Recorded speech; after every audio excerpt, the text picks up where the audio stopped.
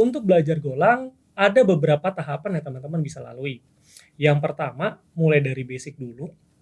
Yang kedua, teman-teman bisa mulai dari study case.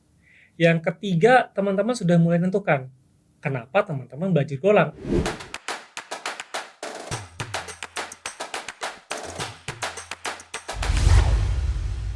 Halo teman-teman, video kali ini kita akan membahas tentang learning path Golang atau tahapan belajar bahasa pemrograman Golang. Pada video sebelumnya, kita telah membahas apa itu Golang, kenapa kita harus menggunakan Golang, dan perusahaan-perusahaan apa saja yang menggunakan Golang. Tapi sebelum kita sampai ke intinya, bagi teman-teman yang merasa video ini nantinya sangat bermanfaat, silakan like ataupun share. Dan jika kamu merasa channel ini sangat bermanfaat, silahkan subscribe, karena dengan subscribe teman-teman akan mendapatkan informasi terbaru dari channel ini. Untuk belajar Golang, ada beberapa tahapan yang teman-teman bisa lalui. Yang pertama, mulai dari basic dulu. Yang kedua, teman-teman bisa mulai dari study case. Yang ketiga, teman-teman sudah mulai menentukan kenapa teman-teman belajar Golang. Apakah untuk membangun sebuah aplikasi berbasis REST API, ataupun teman-teman ingin mengembangkan aplikasi GraphQL atau yang lainnya.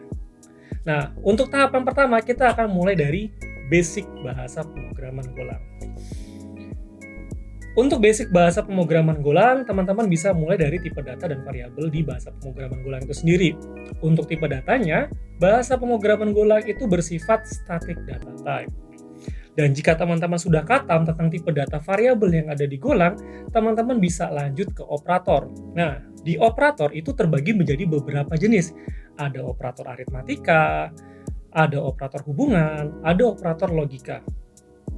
Setelah teman-teman khatam di tipe data variabel dan operator, teman-teman bisa masuk ke kontrol logika. Nah, di kontrol logika ini teman-teman akan masuk ke pembahasan percabangan dan perulangan.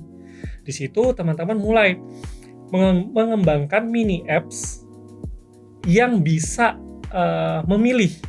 Contohnya, ketika teman-teman masukkan sebuah value tertentu akan menghasilkan output tertentu.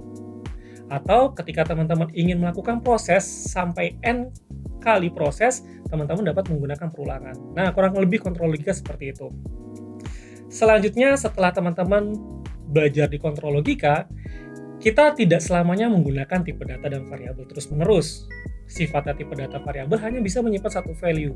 Oleh sebab itu, teman-teman harus belajar bagaimana mekanisme menyimpan beberapa value dalam satu tempat.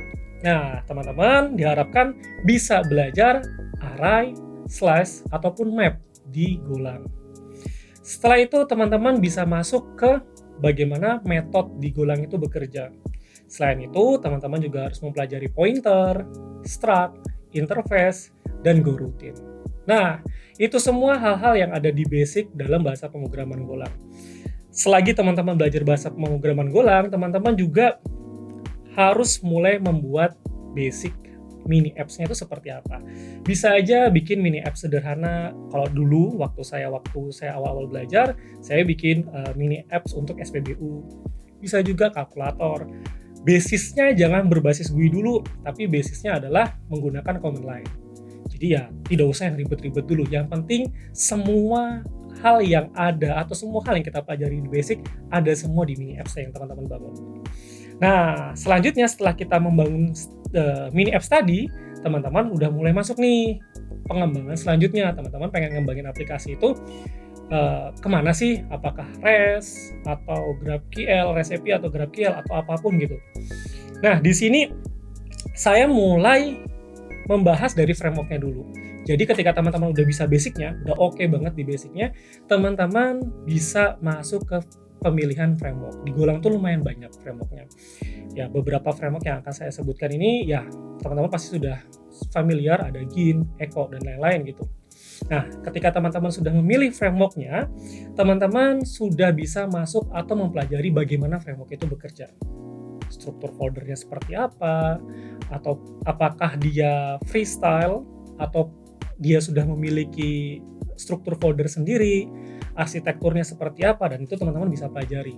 Nah, setelah itu, teman-teman setelah mempelajari framework-nya bagaimana framework itu bekerja, teman-teman bisa masuk ke integrasi database. Nah, integrasi database itu teman-teman bagaimana aplikasi teman-teman bisa koneksi dulu sama database. Apakah database-nya itu MySQL, Postgre, MongoDB, ataupun apapun lainnya.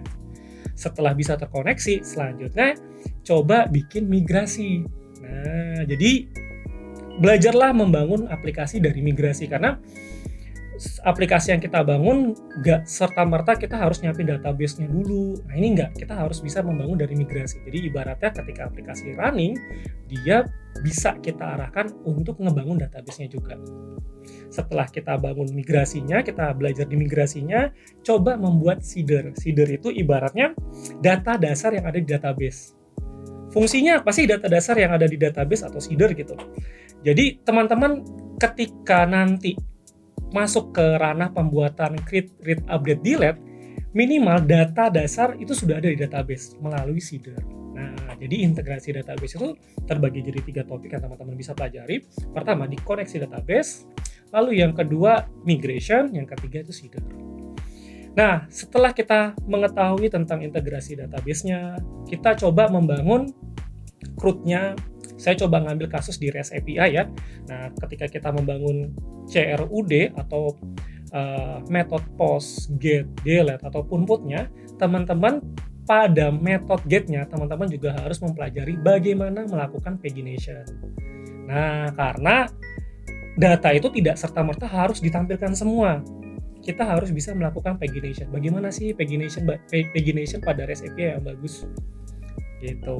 Nah, kalau itu semua sudah, kita coba masuk ke ranah selanjutnya.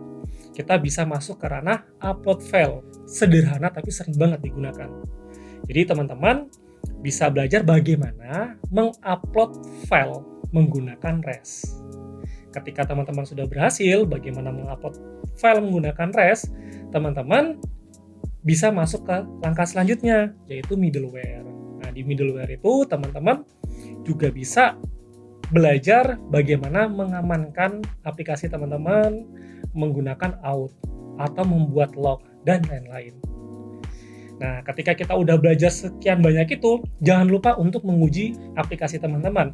Karena ini REST API yang kita bahas ini di sisi REST API, teman-teman harus menggunakan tools untuk mencobanya. Salah satunya adalah Postman.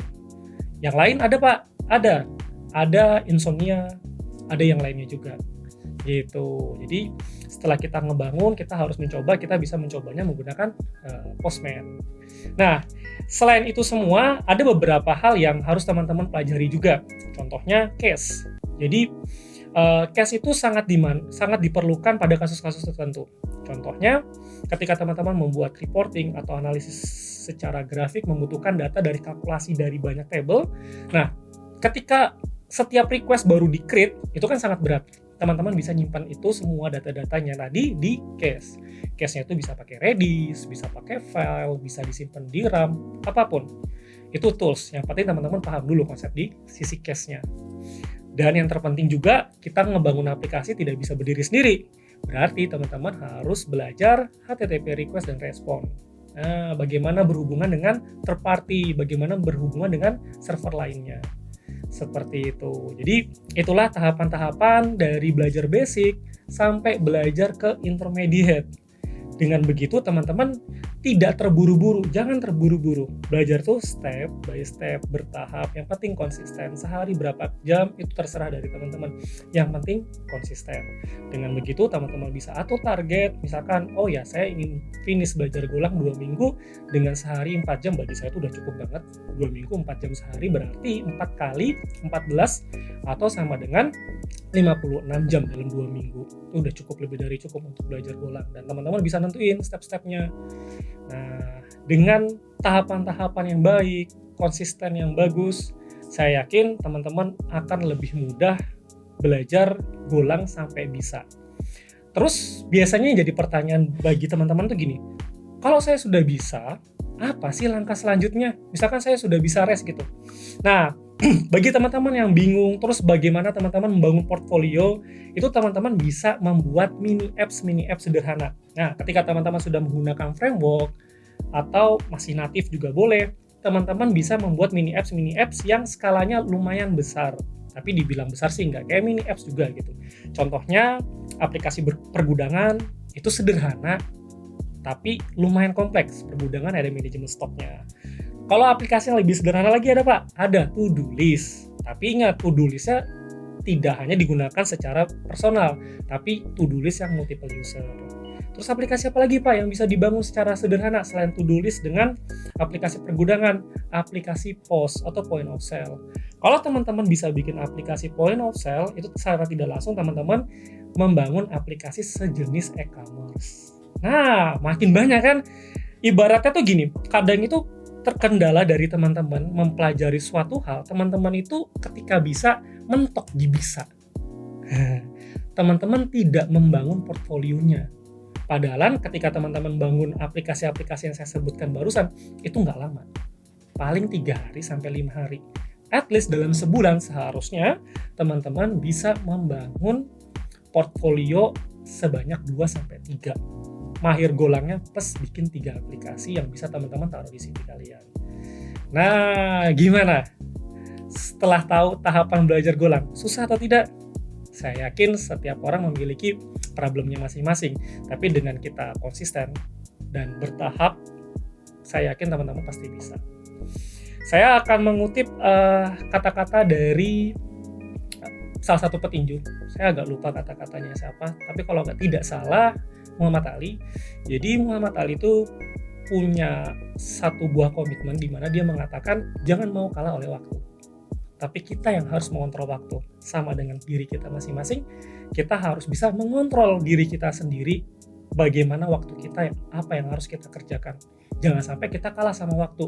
Jadi kaum rebahan atau kaum-kaum yang lainnya gitu. Kita yang harus bisa kontrol waktu, kapan kita belajar, kapan kita start, kapan kita finish, kapan kita harus achieve. Yang artinya adalah kapan kita bisa naikin income dari hasil upgrade skill kita. Oke, dari saya itu saja. Terima kasih banyak buat teman-teman yang sudah nonton video ini sampai di detik ini. Semoga video ini bermanfaat. Sampai ketemu lagi di video selanjutnya. Salam, terima kasih.